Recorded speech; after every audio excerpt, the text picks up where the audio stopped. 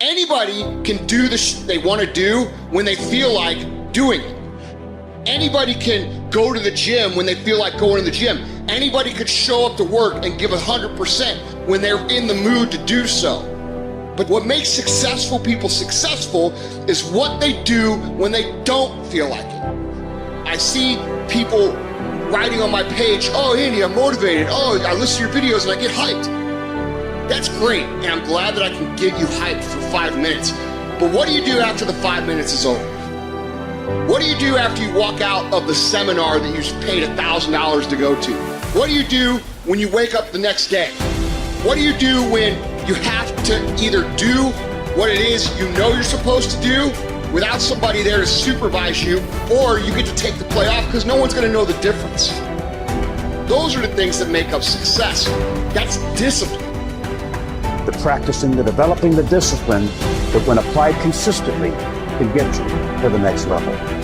If you look at the true warriors of humanity, you look at the true empire builders, you look at the true titans who are constructing a better world, they're less about pleasure seeking because they understand that if you want to have a great life, a soaring life, look at what most people do and do the opposite.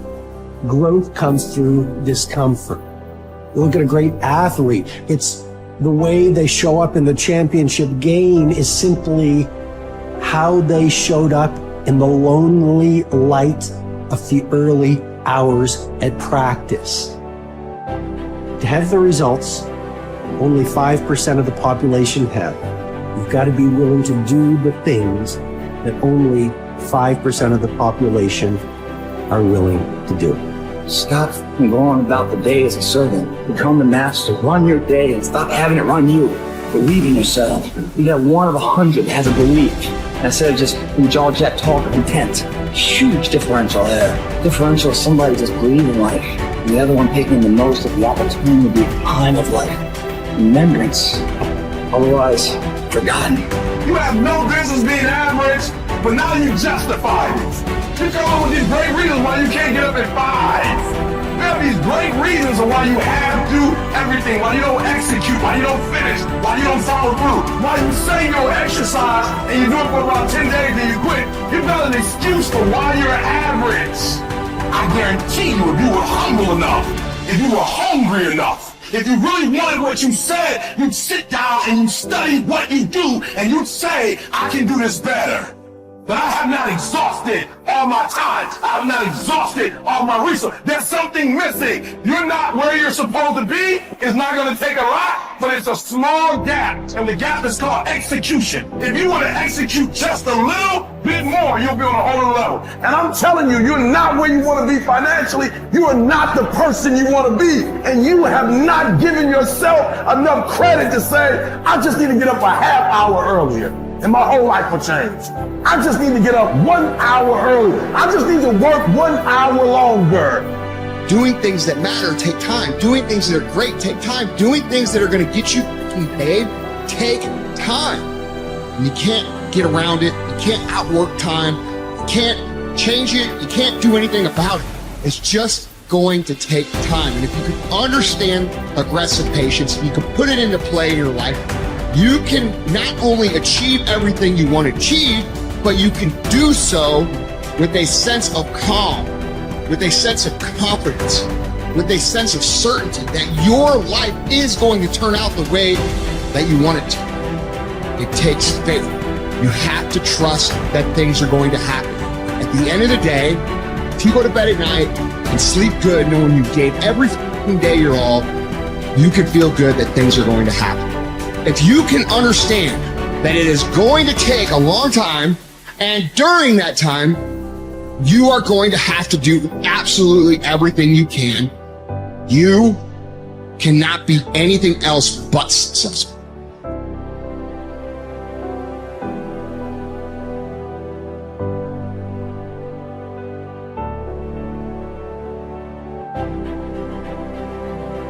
You need structure, you need predictability, and you need more of it than you think, just to keep you sane. Now, if you're lucky, and maybe a bit odd, you can deviate 5% from the norm, or 10% from the norm, or something like that, carefully and cautiously, as long as the rest of you is all well ordered in a normative manner. You might be able to get away with that, and you might be able to sustain it across time, and people might be able to tolerate you if you do it, or maybe you'll get really lucky and you happen to be creative but reasonably well put together, and people will actually be happy that there's something idiosyncratic and unique about you. But even under those circumstances, mostly what you want is to have a routine that's disciplined, that's predictable, and bloody well stick to it. You're going to be way healthier and happier and saner if you do that. And then the other thing that you need, because this is one of the things the psychoanalysts got wrong, I think, is that they overestimated the degree to which sanity was a consequence of being properly structured internally, you know. Because from the psychoanalytic point of view, you're sort of an ego, and that ego is inside you. And of course, it rests on an unconscious structure. But the purpose of psychoanalysis is to sort out that unconscious structure and the ego on top of it, and to make you a fully functioning and autonomous individual. But there's a problem with that, because the reason that you're sane as a fully functional and autonomous human being isn't because you've organized your psyche, even though that's important. The reason that you're sane if you have a well-organized unconscious and ego is because other people can tolerate having you around for reasonably extensive periods of time and will cuff you across the back of the head every time you do something so stupid that people will dislike you permanently if you continue. And so what people are doing to each other all the time, just non-stop, is broadcasting sanity signals back and forth, right? It's like you smile at people if they're not only behaving properly, but behaving in a way that you would like to see them continue to behave.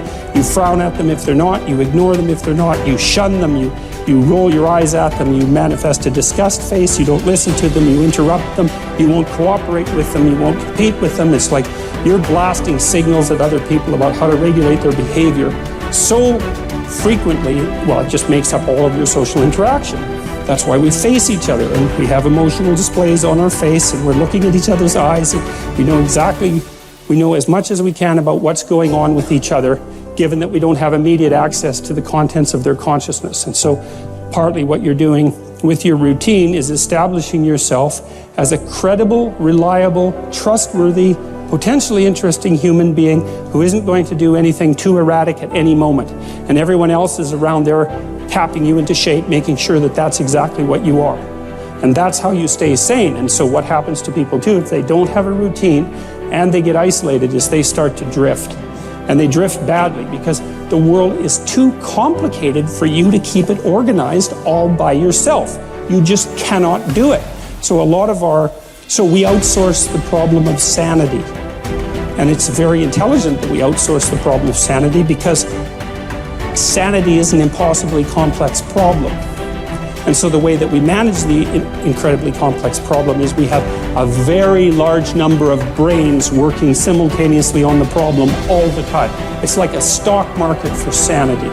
And it's partly, and I use that definition with purpose, because the stock market does the same kind of impossible thing, right? Because it tries to price things, which is impossible. How many things are there? Like 1 billion. How in the world do you decide what the price is? You can't decide what the price is. That's why you have a stock market. Well, in a free market, I mean for consumer goods, is everyone's voting on what the price of everything is all the time. And that's the way we figured out, because it's technically impossible. Understand. Your mind is weaker than your emotions, but you become aware of this weakness only in moments of adversity. Precisely the time when you need strength. What best equips you to cope with the heat of battle is neither more knowledge nor more intellect. What makes your mind stronger and more able to control your emotions is internal discipline and toughness. No one can teach you this skill. You cannot learn it by reading about it. Like any discipline, it can come only through practice, experience, even a little suffering. An active life serves the purpose of giving man the opportunity to realize values in creative work, while a passive life of enjoyment affords him the opportunity to obtain fulfillment in experiencing beauty, art, or nature. But there is also purpose in that life, which is almost barren of both creation and enjoyment, and which admits of but one possibility of high moral behavior, namely in man's attitude to his existence, an existence restricted by external forces. A creative life and a life of enjoyment are banned to him. But not only creativeness and enjoyment are meaningful. If there is a meaning in life at all, then there must be a meaning in suffering. Suffering is an ineradicable part of life, even as fate and death. Without suffering and death, human life cannot be complete. As his mind becomes purer and his emotions come under control, his thoughts become clearer and his instincts truer. As he learns to live more and more in harmony with his higher self, his body's natural intuition becomes active of itself. The result is that false desires and unnatural instincts, which have been imposed upon it by others or by himself, will become weaker and fall away entirely in time. This may happen without any attempt to undergo an elaborate system of self-discipline on his part. Yet it will affect his way of living, his diet, his habits. False cravings, like the craving for smoking tobacco, will vanish of their own accord. False appetites, like the appetite for alcoholic liquor or flesh food, will likewise vanish. But the more deep-seated the desire, the longer it will take to uproot it, except in the case of some who will hear and answer a heroic call for an abrupt change. Persistence and variety. These are the two primary ways to develop great ideas or to solve important problems. Keep leaning your head against a topic for a long time. Certainly for weeks, possibly for years. And along the way, try many lines of attack. Continue to generate options, explore paths, and propose silly ideas. Copy and paste concepts from widely different disciplines and see if it gets you anywhere. All the while, continue to refine the best solution you've found thus far. What looks like genius may simply be the byproduct of persistence and variety. The tendency to avoid challenges is so omnipresent in human beings that it can properly be considered a characteristic of human nature. But calling it natural does not mean it is essential or beneficial or unchangeable behavior. It is also natural to defecate in our pants and never brush our teeth.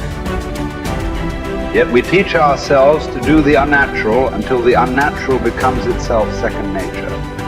Indeed, all self-discipline might be defined as teaching ourselves to do the unnatural. Another characteristic of human nature, perhaps the one that makes us most human, is our capacity to do the unnatural, to transcend and hence transform our own nature.